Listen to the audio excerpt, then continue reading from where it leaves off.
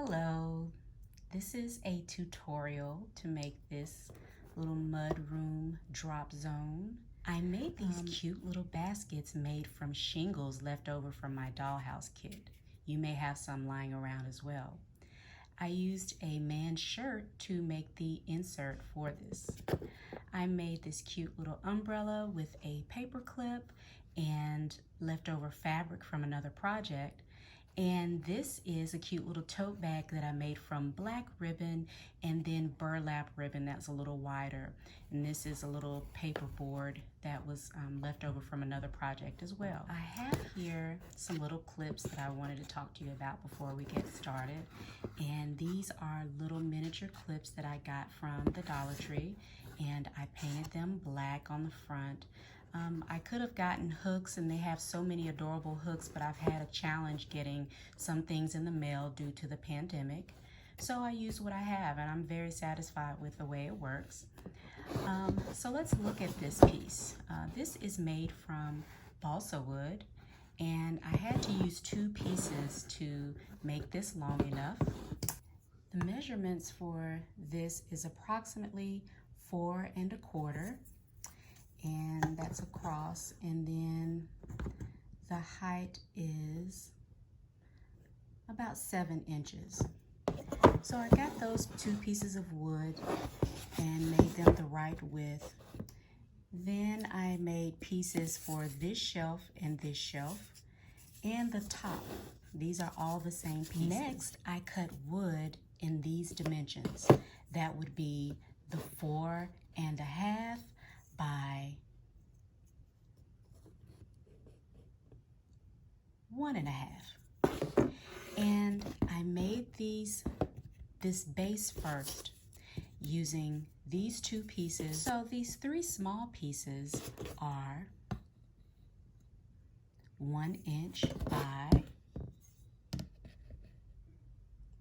1 1/2 inches. All right, so I got these pieces and I made this base first. Then I got 2 of these pieces for the sides. And this is what balsa wood looks like unpainted. I definitely sand it to get those rough edges off so that it can look smooth like this. And the measurement for this is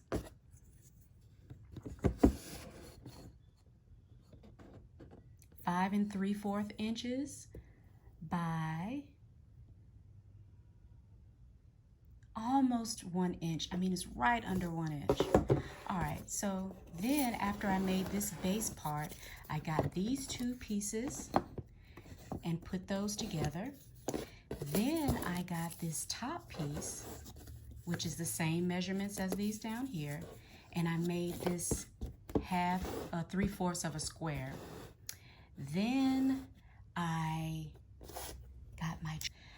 got this trim all the way from Walmart. It's very high quality, surprisingly, and it's a higher quality than most coffee stirrers, but about the same size, but just thicker. So I use this as the trim, and you could use this as trim here as well. I didn't want to. I use it as trim on the sides, as you can see. And then here, originally I did use it as trim up here, and I felt that that was a little thin for me, or narrow, so I used a wider piece of trim that was left over also from a kit that I had.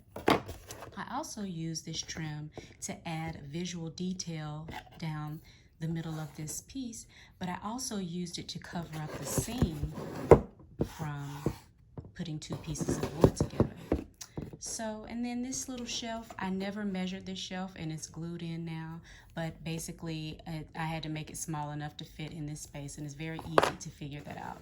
So this is my mudroom that I'm so pleased with and so excited that I was able to make myself. And if you have any questions, please let me know. It's super easy, and I look forward to the next tutorial. Thanks. Bye-bye.